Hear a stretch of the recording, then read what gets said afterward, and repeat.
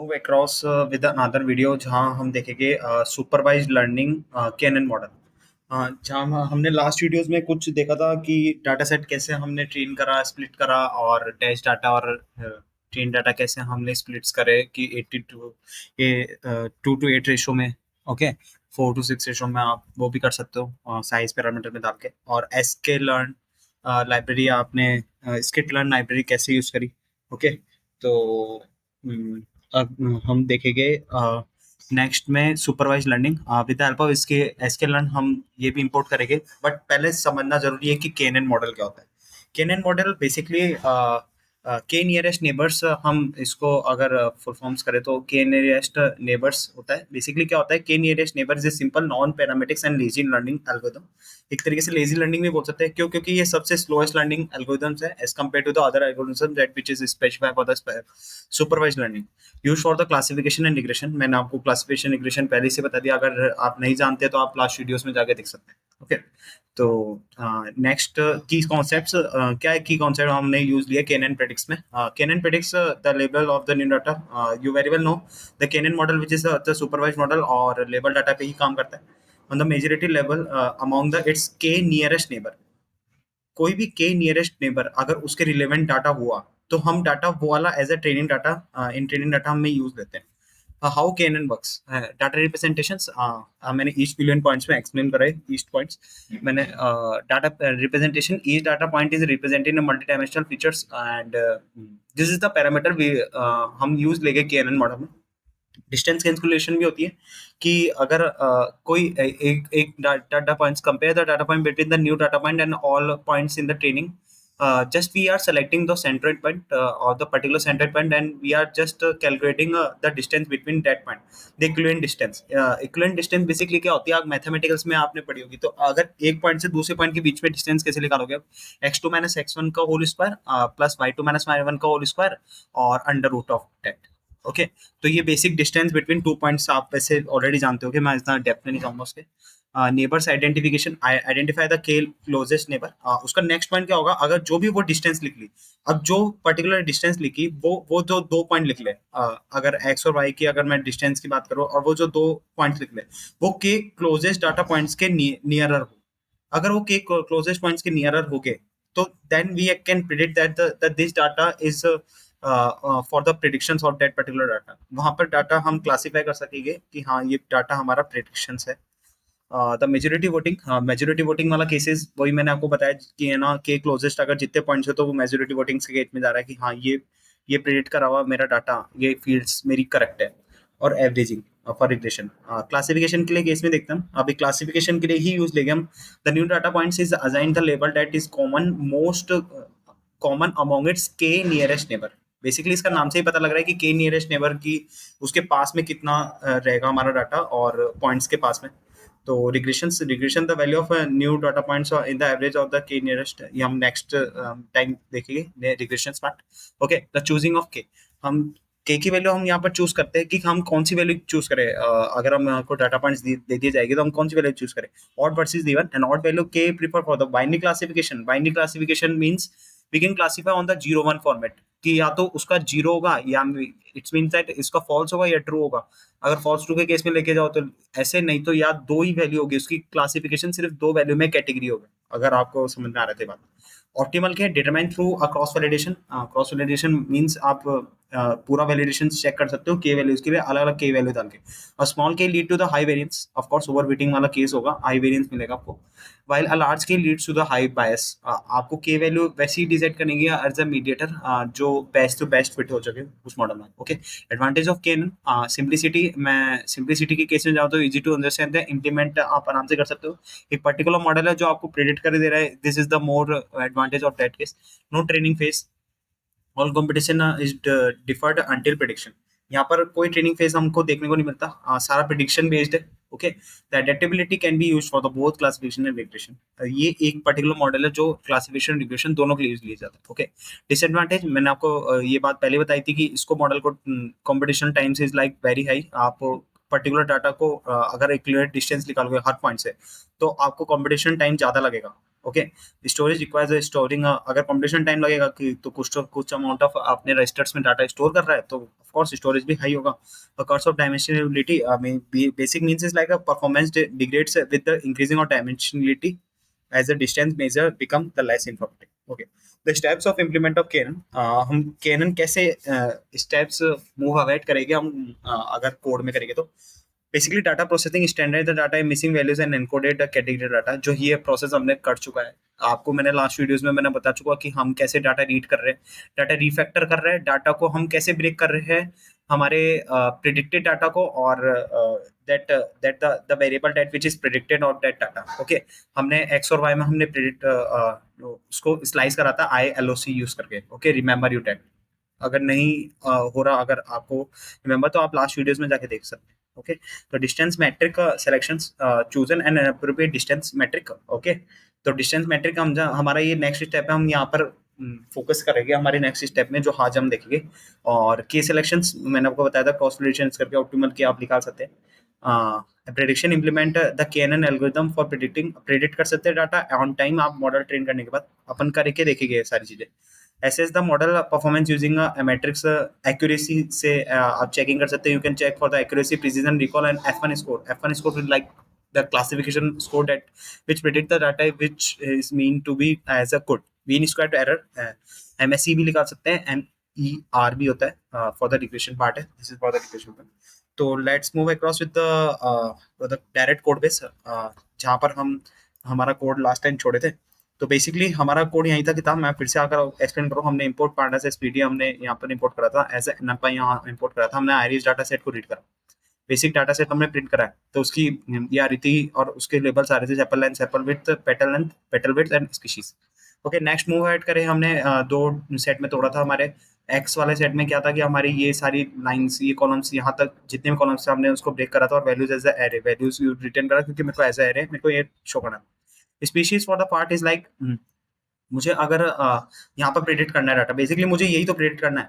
Basically ये मेरे को एज अ डाटा देख के, एज अ इनिशियली ये डाटा देख के मुझे ये प्रेडिक्ट करना है, इसका क्लास प्रेडिक्ट करना है कि ये सटोसा है या फिर वर्जिनिका है। ओके, तो I time for that, for the prediction I just use for that. Okay, x और वाई मैंने यहाँ पर प्रिंट करके देख लिए थे, वैल्यूज अलग अलग। फ्रॉम एसक्यूएल मॉडल सिलेक्शन मैंने यहाँ train test splits module import करी थी एसक्यूएल से, और एक्सट्रेन एक्सटेस्ट, और मैंने एज अ बाइग्रेशन कर दी थी 8:2। Simple is that. ओके, अभी तक के लिए मैंने यही करा था। अब हम मॉडल्स को कैसे मॉडल ट्रेन करेंगे, कैसे प्रिडिक्ट करेंगे, ये हम आगे देखेंगे। KNN is start for that. तो बेसिकली मेरे को क्या करना है, एसक्यूएल से मेरे को डायरेक्टली लाइब्रेरी बनाना है, के neighbours classifier. Okay, you remember for that, अगर रिमेंबर नहीं हो रहा तो आप डायरेक्टली एज अ डेवलपर आप चेक कर सकते हो कि एसक्यूएल लाइब्रेरी जाके, आपको मैंने आपको एज अ रेफरेंस बता ही दिया था। एसक्यूएल डॉट मैट्रिक्स से मैंने एक्यूरेसी स्कोर और क्लासिफिकेशन रिपोर्ट भी निकाला, ये अपन बाद में देखेंगे, तो मैंने अभी से इंपोर्ट कर लिया। बेसिकली मुझे क्या करना होगा, मॉडल डॉट, सबसे पहले मेरे को इंस्टेंस क्रिएट करना पड़ेगा के नेबर्स का। तो बेसिकली मैं यहाँ से डायरेक्टली ये उठा लेता हूँ। ओके, डायरेक्टली मैंने ये उठाया और मैं इसको एज अ मॉडल में स्टोर कर लेता हूँ। मॉडल इज इक्वल टू के नेबर्स क्लासिफायर, ये स्टेप फिक्स है, रिमेंबर ये सारी स्टेप फिक्स है for predicting any of particular any of the particular things that which is required for the predicting of the data. Okay, this is the all things are step which is same. Okay, uh, k neighbors. Okay, k neighbor is equals to मैं just suppose as a two part दिया as a k की value. Okay, neighbors, k neighbors is a classifier is not defined. Okay, I just okay. Now I just model dot fit for that key neighbor. I think spelling issues were there. K neighbor. Okay, key neighbor is for this spelling issue.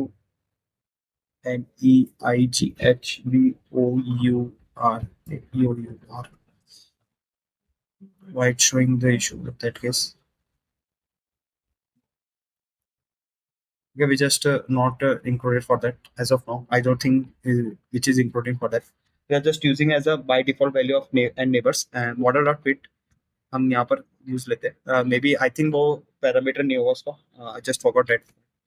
Model dot, अब मुझे क्या करना है, basically मुझे model dot fit करना है, model dot fit करना है ये मॉडल, जिसमें है ना मुझे ट्रेन्स की वैल्यू देनी है। तो बेसिकली सबसे पहला स्टेप क्या था, मैंने आपको अच्छे से बताया था कि हमको मॉडल ट्रेन करना पड़ता है, तो ट्रेन का डाटा हमको यहाँ पर उठा के डालना है।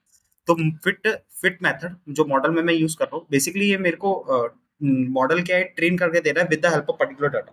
तो एक्स डॉट ट्रेन वैल्यू मेरे पास पड़ी थी, Y dot train Y underscore train value मेरे पास यहाँ पे पड़ी है, मैं दोनों यूज कर रहा हूँ। X dot train value I think so not depend, I think we are just starting for the initial base. Yeah, now it's working fine. Azure train value is working fine. It's created for the k-neighbor classifier as an instance of that model, and the model is now is created. Now this model is able to predict any value of the any particular value that you want. So I'm just using the predict for the model. Now I just pass the value of predict. I'm just using, okay, y underscore predict is equals to y underscore predict is equals to, sorry, is equals to model dot predict x underscore test. अब मुझे predict करना है, तो predict करने के लिए मैंने क्या बोला था कि अपने पास टेस्ट 8:2 रेशियो में मेरे पास टेस्ट डाटा है, तो मैं प्रिडिक्ट करने के लिए क्या करूँगा, मुझे एक्स की यहाँ पर प्रिडिक्ट करने के लिए मैं यहाँ पर डाटा डालूंगा अपना as a X test. Similarly for the Y test I just use for that case. Okay, okay, predict predict having issue for that predict part. I just move across with the predict part. Model dot predict and the and predict is spelling PREDICT. Model dot predict. Okay, y dot predict, this is not y dot predict, this is the part of, okay, I just forgot that one. I just predict the prediction of that part that predicts the data. If I just give the extract data, this is the extract data where I'm just using the extract data. You just print, you can check for the extract data with the giving of the extract, जो हमने extract data दिया, जो भी हम test के लिए हमने data छोड़ा था, वो प्रिडिक्ट हमें ये देख कर रहा है देके। ओके, हम ये एज अ प्रिडिक्ट कर रहे हैं एक्सटेस्ट डाटा देके with the help of model. अब हम ये चेक करेंगे कि ये डाटा एक्चुअल में है, कि ये जो डाटा प्रिडिक्ट कर रहा है कि वो सही है नहीं। with the help of accuracy we can check for the accuracy score. Okay, now we are just using AC is equals to accuracy score. Accuracy, if I just use a directly method for the accuracy score.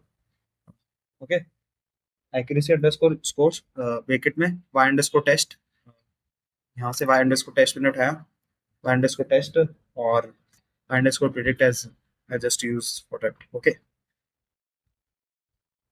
now just enter. Now print that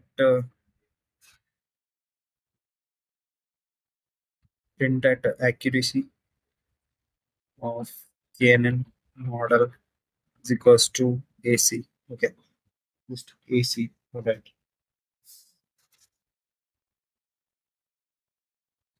Okay, now it's showing a 1.0. It's mean that it's working fine. It's showing the 100% results. Okay. 1.0, it's predicting the accuracy means the accuracy probability. This giving the accuracy probability of that kit. If this probability is converted into the percentage, that it's showing the 100% data that predict the 100% model. Okay. Now you are just using for the n neighbor. I think the n neighbor is not working fine in this case. NEIGHBOUR. Okay, neighbor just 5. And neighbor is not a pound of keyword. And neighbor. And neighbor. DEIGHBOUR. I don't think what's the issue is there. I'll just check. Okay, I'll just let you know after that sometime. I don't think so. It's any issue. I don't think any parameter. It's like a syntactical error issue. Oh, okay. The one thing is that like Jupyter don't have any snippets. Jupyter खुद का snippets use नहीं करता। Okay, तो basically हमने accuracy of the model 1.0 use करके देखी as a by default 3 लेके चलता है ये, एंड नेबर्स की वैल्यू जो हमने के की वैल्यू हमने सोची थी कि हाँ के की वैल्यू हम क्या लेके चलेंगे, एज ए बाय डिफॉल्ट 3 लेके चलता है। ओके, तो आप के की वैल्यू 5 के लिए भी यूज कर सकते हैं, के की वैल्यू 6 के लिए भी यूज कर सकते हैं, आप चाहे आपकी मर्जी हो जिस चीज के लिए आपको यूज करना हो वैसे कर सकते हैं। तो इस वीडियो के लिए इतना ही। हमने बेसिकली प्रिडिक्शन देखा तो हम ना 100% काम कर रहा है एज एक्यूरेसी में। हम प्रिडिक्ट करके देखा कि ये प्रिडिक्ट बिल्कुल करेक्ट कर रहा है as a working fine of the correct. You can just tally of that X test data take a time, but it's working fine. It's showing the 100% accuracy result. Okay, so thank you so much for watching this video. We are just going through with the Canaan model. After that we are just using the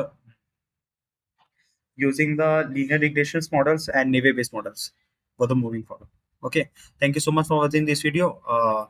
Next video में देखते हैं.